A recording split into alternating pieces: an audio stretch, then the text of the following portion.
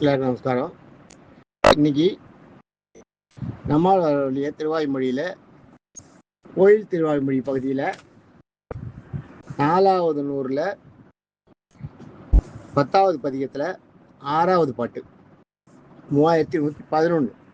இதனோட நம்பர் பாட்டு நம்பர் 3111. பாட்டை சொல்கிறேன், கேட்டுக்கணும். போற்றி மற்றோர் தெய்வம் பேணப்புறத்திட்டு உம்மை இன்னே தேற்றி வைத்தது எல்லீரும் வீடு பெற்றார் உலகில் இல்லை என்றே சேற்றில் சென்னல் கமலமோங்கு திருக்குறுகூர் அதனுள் ஆற்ற வல்லவன் மாயம் கண்டீர் அகுது அறிந்து அறிந்து ஓடுமினே. இது பாட்டில் பார்த்தீங்கன்னா, போற்றி மற்றோர் தெய்வம். போற்றி மற்றோர் தெய்வம்னா, இந்த இடத்துல மற்றோர் தெய்வம்னா வேற பெருமாளை தவிர வேற என்பது கிடையாது. இந்த இடத்துல முக்கியமாக கவனிக்கும்.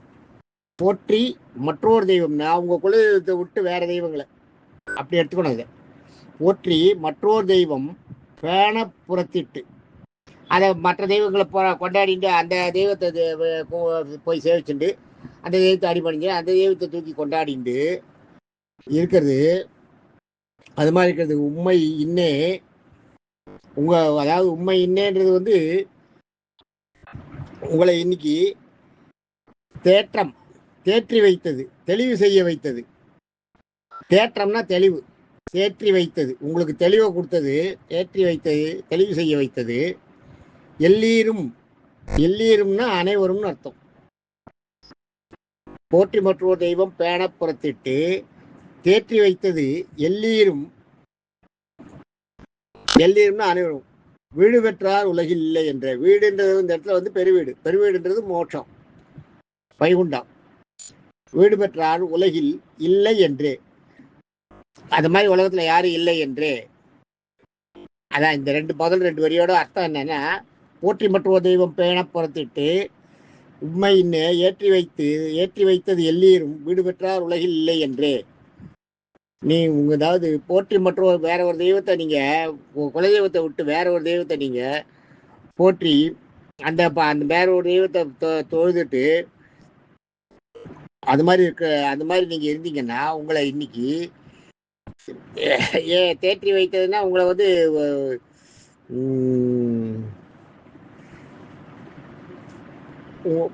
என்ன சொல்றது, இந்த இடத்துல தெளிவு செய்ய வைக்கிறது. அதான் தேற்றம்னா உங்களுக்கு தெரிய வைக்கிறது, தெளிவு செய்ய வைக்கிறது, உங்களுக்கு புரிய வைக்கிறது. அப்படி வேணாலும் எடுத்துக்கலாம். போற்றி மற்ற ஒரு தெய்வம் பேண புறத்திட்டு உண்மையின்னு தேற்றி வைத்தது, உங்களை தெரிய வச்சது. வேற தெய்வத்தை சேவிச்சதுனால உங்களுக்கு சரியாயிடுச்சு அப்படின்னு சொல்லிட்டு பள்ளி அது மாதிரி நன்மை அடைஞ்சது. எல்லீரும் இந்த உலகத்தில் உள்ள யாருலையும் வீடு பெற்றால் உலகில் இந்திய மோட்சம் அடைஞ்சவர் யாரும் இல்லை என்று. அதாவது உங்க குலதெய்வத்தை விட்டு வேற தெய்வத்தை நீங்க போற்றி வணங்கினீங்கன்னா, நீங்க என்னதான் தெய்வத்தை வணங்கலாம், தெய்வத்தை இல்லைன்னு சொல்ல, அந்த தெய்வத்தை குறைச்சி சொல்லல. ஆனா என்னதான் நீங்க வேற தெய்வத்தை கும்பிட்டாலும் உங்க குலதெய்வத்தை நீங்க கரெக்டா போய் சேவிக்கணும். குலதெய்வத்தை நீங்க அதான் குலதெய்வ பூஜையை விடக்கூடாது. குலதெய்வம் தான் குலத்தை காப்பாத்துறது தான். நம்ம குலத்தை தலைமுறையா நம்மளை காப்பாற்றுறது குலதெய்வம். அதனாலதான் குலதெய்வத்தை கொண்டாடுறாங்க இந்த இடத்துல. போற்றி மற்றொரு தெய்வம் பேண புறத்திட்டு உண்மையின்னே தேற்றி வைத்தது எல்லீரும் வீடு பெற்றார் உலகில் இல்லை என்றே. அந்த மாதிரி வேற தெய்வத்தை குலதெய்வத்தை ஒதுக்கி வச்சுட்டு வேற தெய்வத்தை போய் நீங்க சேவிச்சீங்கன்னா அதனால உங்களுக்கு மோட்சம் கிடைக்காது. நீங்க வேற தெய்வத்தை என்னதான் சேவிச்சா கூட சரி, எவ்வளோ பெரிய தெய்வத்தை சேவிச்சா கூட சரி, பெருமாளையே சேவிச்சா கூட சரி, உங்களுக்கு குலதெய்வம்னு ஒன்று அந்த குலதெய்வத்தையும் சேவிச்சுட்டு அந்த குலதெய்வத்தோட அந்த பர்மிஷன் எல்லாத்துக்கும் இருக்கணும். வீட்டில் இருக்க நல்லது கெட்டது எது நடந்தாலும் அதில் குலதெய்வத்தை கூப்பிடணும். அதுக்கு தான் குலதெய்வம்ன்றது. குலதெய்வன்றது முக்கியமான விஷயம். அந்த குலதெய்வத்துக்கு கும்பிடுறதோ பூஜை பண்ணுறதோ என்னவோ அவங்கவுங்க தலைமுறைகளில் அவங்கவுங்க வீட்டு வழக்கம் என்னவோ அதை செஞ்சுட்டு தான் மற்ற எந்த நல்ல வேலையும் கெட்ட வேலையும் நம்ம வீடுகளில் ஆரம்பிக்கணும். எந்த ஒரு நல்லது நடந்தாலும் கெட்டது நடந்தாலும் எந்த காரியம் நீங்கள் சிறப்பான காரியங்களை செஞ்சாலும் குலதெய்வத்துக்கிட்ட அவங்க அனுமதியை வாங்கிட்டு தான் பண்ணணும். அதுதான் இங்கே சொல்கிறார்.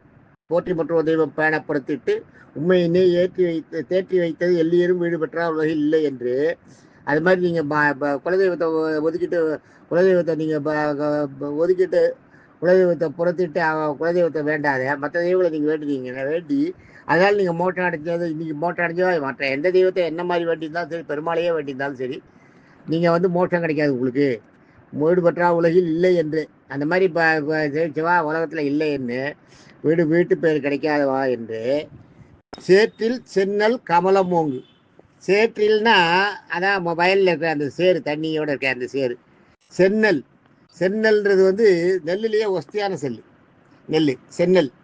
சென்னல்ன்றது வந்து சிகப்பு அரிசின்றாங்களே, அந்த இது ஒஸ்தி, அது நெல்லுலேயே ஒஸ்தி. சேற்றில் சென்னல் கமலமூங்கு. அது எங்கே இருக்குன்னா, தாமரை மலை செடிகள்லாம் இருக்கு பாருங்க, தாமரை இலை பூத்து தாமரை மலர்கள் பூத்துருக்கான், அதுக்கு நடுவில் இந்த சென்னலும் வளர்ந்துருக்கான். அது மாதிரி இருக்குது. அது எங்கே இருக்குன்னா திருக்குறுகூர், அந்த நூல் திருக்குறுகூரில் இருக்கான். அந்த மாதிரி அது மாதிரி திருக்குறுகூரில் ஆற்ற வல்லவன்.